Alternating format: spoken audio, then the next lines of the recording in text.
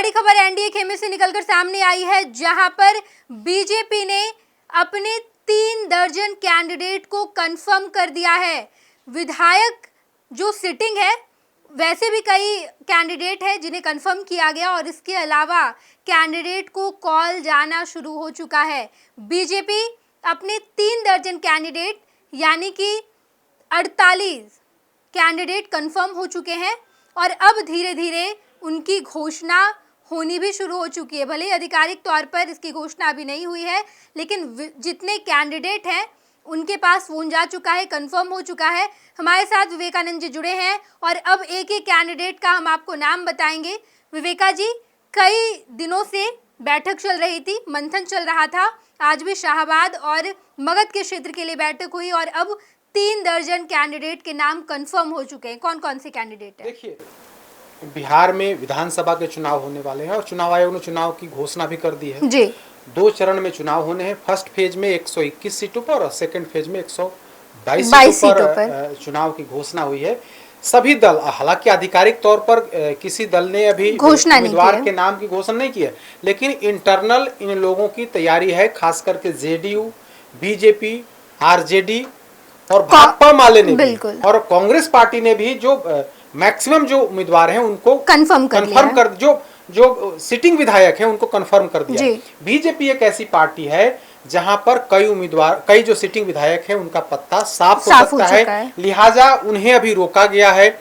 लेकिन जिनका कंफर्म है उनको मतलब औपचारिक तौर पर इंटरनल उनको सूचना दे दी गई है कि आप चुनावी तैयारी करिए, आप नामांकन की जो प्रक्रिया है उस प्रक्रिया को कागजी कार्रवाई शुरू करिए। इसमें कई नाम हैं, कई तो अपने फेसबुक पर भी उन लोगों ने लिखा है कि हम फलाने तारीख को हम नामांकन दाखिल करेंगे। कई ऐसे नाम हैं, हम 8-10 ऐसे विधायक हैं जिनका हम नाम कंफर्म करेंगे कि इन विधायकों को बजाबता कंफर्म हो गया है कि ये चुनाव लड़ेंगे। हालांकि इनका लड़ना तय भी था। इनके बारे में नेतृत्व, चूंकि वरिष्ठ नेता हैं, कई तो मंत्री भी हैं जिनका टिकट कंफर्म किया गया है, वे एक बार फिर से चुनावी मैदान में उतरेंगे। तो सबसे पहले 1 नंबर पर बिहार के डिप्टी सीएम विजय सिन्हा हैं, जो एक बार फिर से लखीसराय विधानसभा सीट से उम्मीदवार होंगे।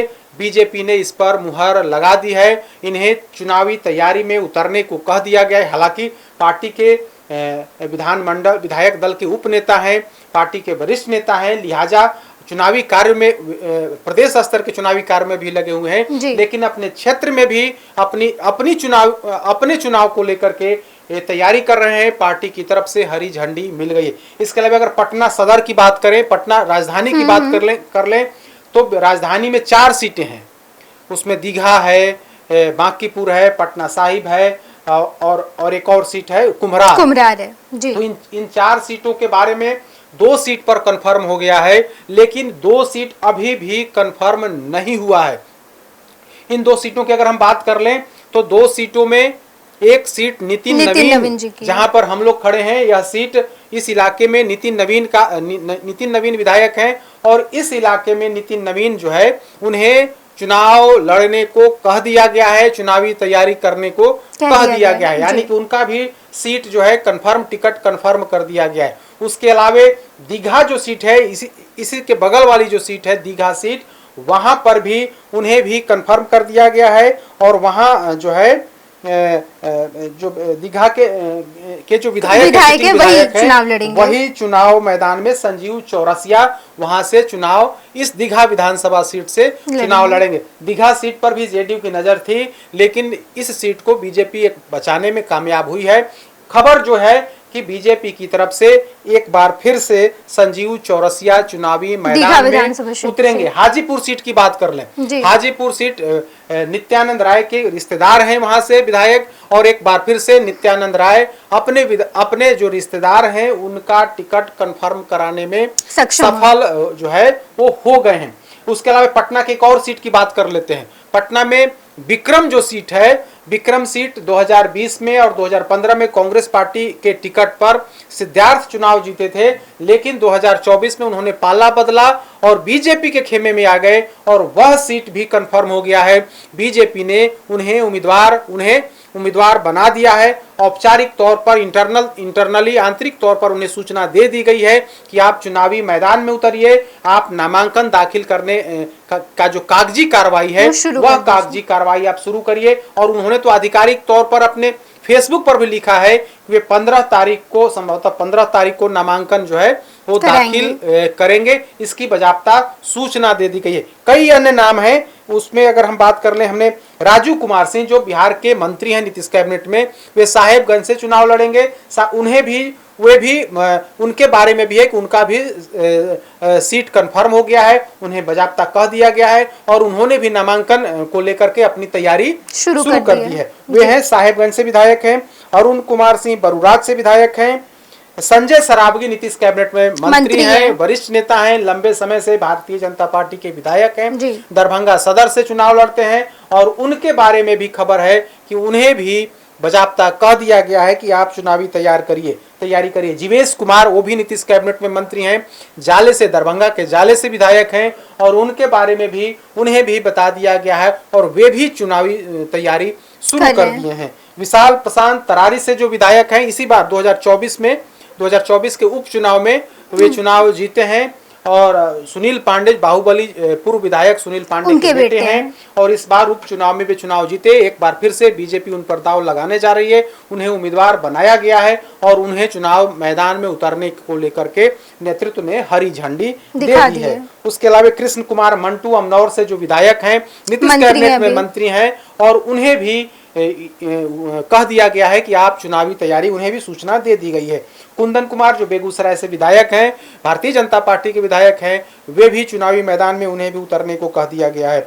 उसके अलावा अगर बात कर लें तो डॉक्टर सुनील बिहार शरीफ से विधायक हैं, उन्हें भी चुनावी तैयारी को कह दिया गया है, वे भी उन्हें भी सूचना इस संबंध में नेतृत्व की तरफ से दे दी गई है कि आप चुनावी मैदान में उतरिए। इसके अलावा पूर्वी चंपारण में कई ऐसे विधायक हैं जिन्हें कंफर्म किया गया है कि आप चुनावी मैदान में, पूर्वी और पश्चिमी चंपारण में, हालांकि पश्चिमी चंपारण में दो ऐसे विधायक हैं जिनका इस बार पत्ता साफ होगा, लेकिन 2-3 ऐसे विधायक हैं जो बचाने में कामयाब हुए हैं और उन्हें भी चुनावी मैदान में वे भी अपनी तैयारी कर रहे हैं। इसके अलावा कई अन्य जो मिथिलांचल के जो विधायक हैं, अन्य विधायक हैं, उन्हें भी बाजाप्ता, कई ऐसे विधायक हैं जिन्हें अभी भी हरी झंडी का इंतजार है, लेकिन कई विधायकों के बारे में सूचना है कि नेतृत्व की तरफ से, बड़े नेताओं की तरफ से कह दिया गया है, खास करके जिनका फर्स्ट फेज में नामांकन है, 10 तारीख से जिनका नामांकन की प्रक्रिया शुरू होने वाली है,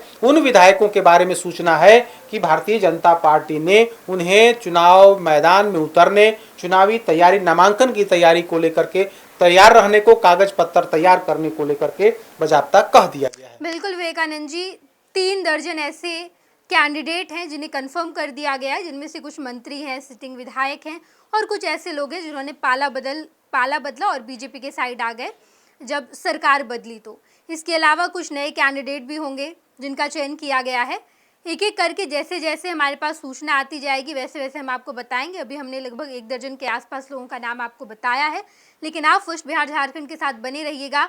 बाकी जो 2 दर्जन कैंडिडेट हैं उनकी जैसे उनके बारे में खबर आती है, आधिकारिक घोषणा से पहले हम आपको बताएंगे किस विधानसभा सीट से वो चुनाव लड़ रहे हैं, फ़ोन गया है या नहीं गया है, कन्फर्म है या नहीं, सब कुछ हम आपको बताएंगे।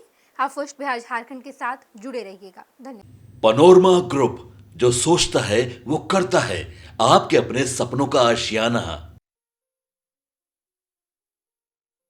ये लो मुंह मीठा करो, आज मैंने अपना जॉब छोड़ दिया, अब हम पूर्णिया वापस जाएंगे। जॉब छोड़ दिया है? मतलब ये घर कैसे चलेगा, हम करेंगे क्या और माँ बाबूजी क्या बोलेंगे? इसलिए मैं एक और मिठाई का डब्बा लाया, अपने बिजनेस के लिए लोन अप्रूव हो गया।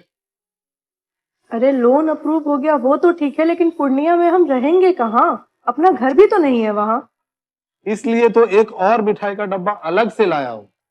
हमने पूर्णिया में घर ले लिया है, पूर्णिया के ई होम्स पैनोरमा में। पूर्णिया में पैनोरमा ग्रुप लेकर आए हैं ई होम्स पैनोरमा। बड़ा घर, आलीशान जिंदगी और अत्याधुनिक सुविधाओं के संग। अरे अब क्यों मुंह मीठा करवा रही हो? क्योंकि हम घर वापसी जो कर रहे हैं। घर वापसी की खुशी पूर्णिया में ई होम्स पैनोरमा के संग। ई होम्स पैनोरमा, luxurious,